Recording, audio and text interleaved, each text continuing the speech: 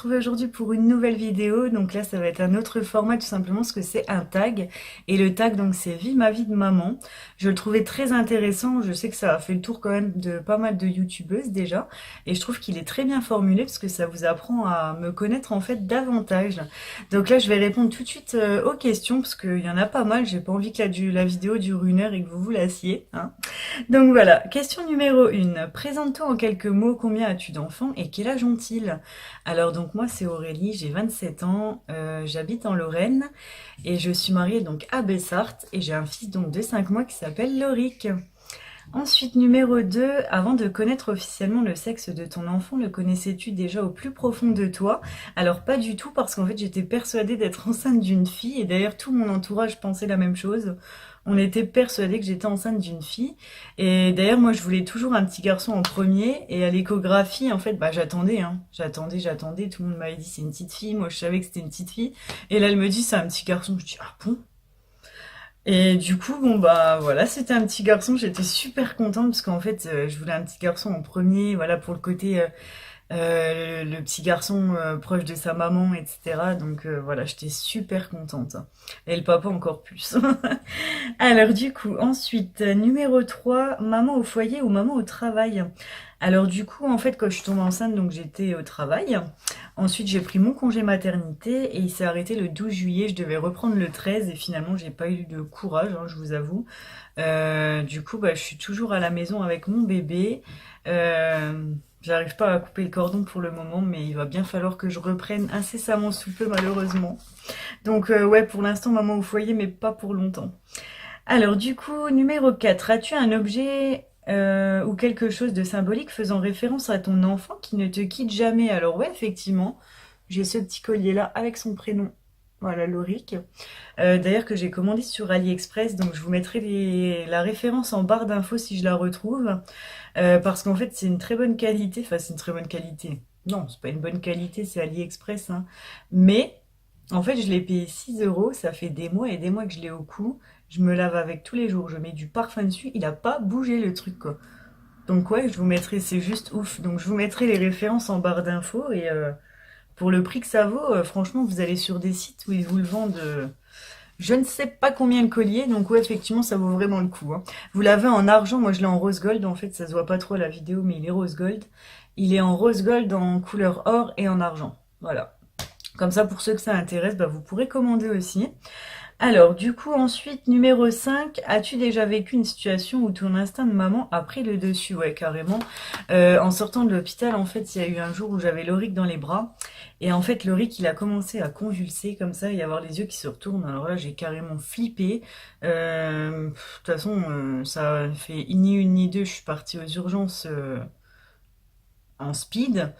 Et en fait, on est arrivé à 21 h, on est reparti à minuit 30. Et en fait, le pédiatre m'a expliqué que tout simplement, c'est parce qu'il avait des coliques tellement intenses que ça lui provoque en fait des spasmes, mais qu'il n'y avait pas à s'inquiéter en fait. Voilà, tout simplement. Mais c'est vrai que sur le coup, j'ai vraiment flippé. Et ensuite, l'instinct de maman, après, bah, je vais dire c'est tous les jours, parce que votre enfant, il faut toujours faire attention. Des fois, il se retourne un peu trop vite, des fois, il est dans le parc, voilà, il y a les barreaux à côté. Il faut toujours être à côté, le rattraper. Voilà, l'instinct de maman, de toute façon, c'est au quotidien, je pense.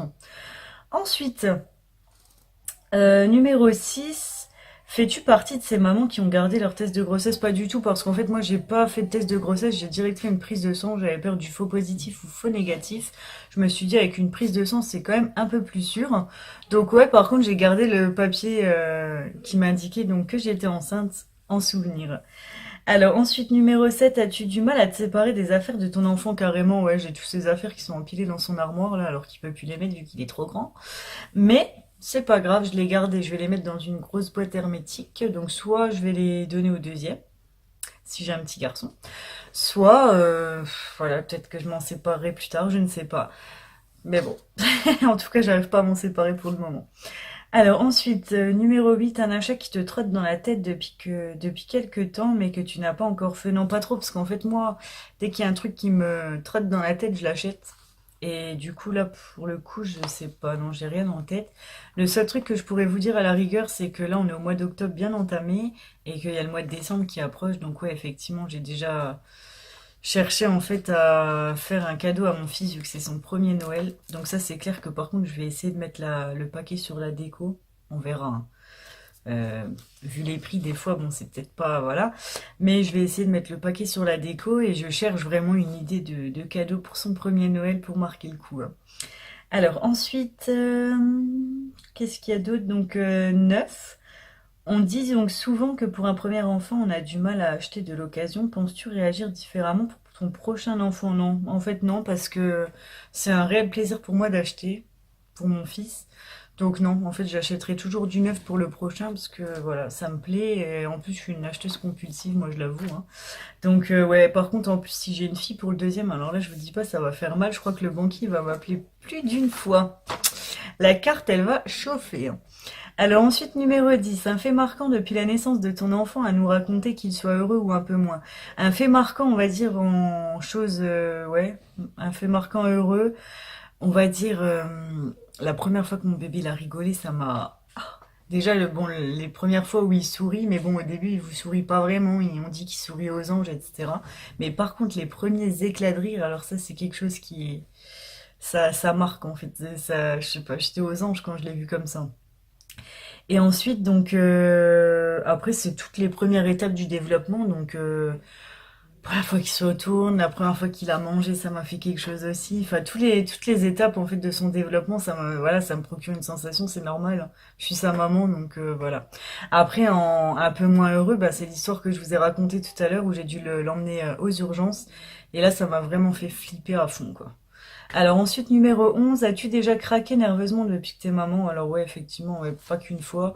Et ça d'ailleurs, je tiens à en parler parce que c'est pas un sujet du tout tabou pour moi. Et d'ailleurs, je pense qu'il faudrait qu'il ne soit pas tabou pour aucune personne.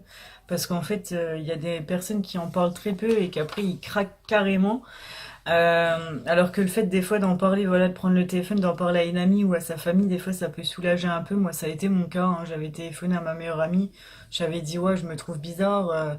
Tu sais, des fois j'ai envie de péter un câble parce que le gosse il pleure toute la journée parce qu'il faisait des coliques et je dormais pas de la nuit, il faisait des coliques toute la journée, il pleurait et du coup je me disais waouh, c'était plus possible quoi. Et à un moment je me suis dit est-ce que je suis normale ou et quand je me suis un peu confiée à mes copines, elles m'ont dit oui effectivement on a tous déjà craqué comme ça, c'est normal, au bout d'un moment on n'en peut plus avec la fatigue accumulée et le gosse qui pleure toute la journée, c'est plus possible quoi. Donc ouais, il y a déjà une fois, ça m'a marqué parce que je l'ai pris, en fait, je l'ai mis doucement dans son lit, j'ai fermé la porte et j'ai été souffler 5-10 minutes en fait. J'ai été simplement dans la cuisine et j'ai repris ma respiration, le temps de me calmer en fait parce que j'en pouvais plus quoi.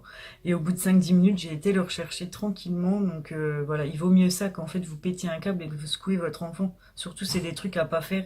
Donc si vous sentez que vous allez craquer, mettez-le en sécurité doucement et allez souffler. Donc même soit si c'est pour aller dans votre jardin, faire un petit tour vite fait pour souffler, ou même là, dans une autre pièce, voilà, c'est très important. Ça, franchement, c'est très très important. Et il y a eu une deuxième fois, ouais, où j'ai pété un câble aussi. J'avais pas dormi depuis plusieurs jours. Il avait toujours ses coliques, donc il pleurait H24. Il n'y avait pas de stop en fait, hein, c'était en continu. Donc du coup, il y a eu un moment où je me suis assise dans... Mon fils, il était dans le transat dans le salon. Je me suis assise dans la cuisine et j'ai pris ma tête dans les mains comme ça. J'ai fait... Et là, je commençais à pleurer, quoi. En fait, j'avais besoin d'évacuer tout le stress accumulé, la fatigue accumulée. Et une fois que j'ai pleuré un bon coup, ça m'a fait du bien. J'ai été reprendre mon bébé dans mes bras et voilà. C'est très important que vous lâchiez ce que vous avez à lâcher, tout simplement. Quand vous avez trop de stress accumulé, trop de fatigue accumulée, n'hésitez pas à souffler, n'hésitez pas à laisser votre bébé 2 minutes. De toute façon, il vaut mieux quoi? Il vaut mieux que vous laissiez votre bébé 2 minutes en sécurité plutôt que vous pétiez un câble et que vous secouez votre enfant. Ça, c'est clair et net. Donc n'hésitez pas à lâcher prise de temps en temps, à voilà, vous accorder 2-3 minutes pour vous dans la journée, c'est important. Et voilà, parce qu'on connaît ce que c'est. Moi, je veux dire, avant d'avoir un enfant, je ne savais pas du tout à quoi m'attendre. Et quand j'ai vu qu'en fait, au départ, là, quand il avait ses coliques, il y avait des jours où j'arrivais même pas à aller prendre ma douche. D'ailleurs, ça m'arrive encore des fois aujourd'hui, quand il pleure toute la journée, des fois. Il y a des moments où j'arrive pas en fait à aller prendre ma douche parce qu'il veut pas me lâcher, quoi. Il pleure toute la journée. Donc voilà, quand c'est comme ça, il faut prendre un petit peu voilà, de recul, hein, bien souffler et hop, vous lâchez prise. S'il faut pleurer, vous pleurez. Si vous avez besoin de crier, vous criez. Mais il faut voilà, consacrer ce temps-là, c'est très important. Donc voilà, je vais pas vous saouler plus longtemps. Ah oui, pardon, il y avait encore une dernière question. Alors, il y a encore une dernière question. Donc, 12. Voulais-tu plusieurs enfants avant d'en avoir et ton avis a-t-il changé depuis? Alors non, pas du tout. Mon avis n'a pas changé parce qu'en fait, je voulais deux enfants, j'en veux toujours deux et peut-être même trois. On en a discuté avec mon compagnon récemment. Donc on verra par la suite, mais ça sera vraiment dans un futur lointain. Là, ouais, deux, ça sera déjà pas mal et pas tout de suite, quoi. J'attends que Lorik, en fait, il rentre en première année de maternelle pour lancer le deuxième. Voilà. Donc j'espère que toutes ces réponses vous ont plu. N'hésitez pas si vous avez des questions personnelles à me poser. Posez-moi-les donc en commentaire, je ne manquerai pas de vous répondre. Avec plaisir même, donc voilà. Donc n'hésitez pas à liker cette vidéo si elle vous a plu, à vous abonner à ma chaîne donc pour m'encourager. Et en tout cas, je vous fais tout plein de gros bisous. Et je vous dis à très vite. Ciao ciao.